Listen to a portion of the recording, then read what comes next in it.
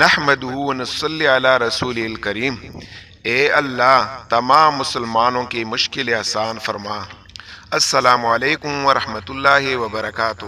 ناظرین، مسلم شریف کی روایت ہے کہ ایک صحابی نے نبی کریم صلی اللہ علیہ وآلہ وسلم سے پوچھا کہ میں جب دعا مانگوں تو کون سا دعا مانگوں کس طرح مانگوں؟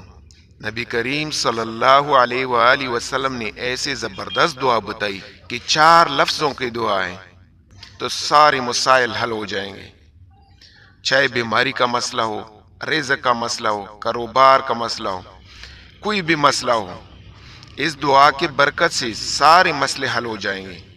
جب صحابی نے پوچھا تو نبی کریم صلی اللہ علیہ وآلہ وسلم نے یہ دعا بتائی، 4 لفظوں کی دعا ہے: اللہم اغفر لی وارحمنی وعافنی ورزقنی۔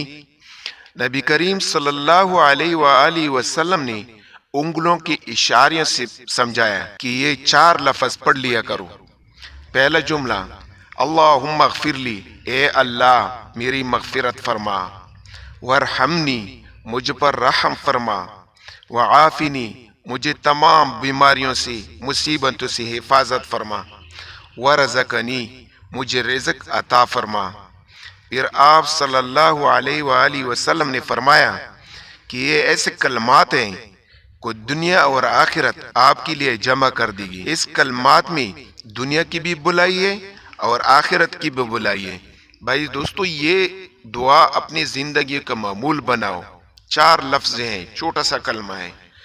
اللہ تعالیٰ سب کو عمل کرنے کا توفیق عطا فرما۔ بھائی دوستو،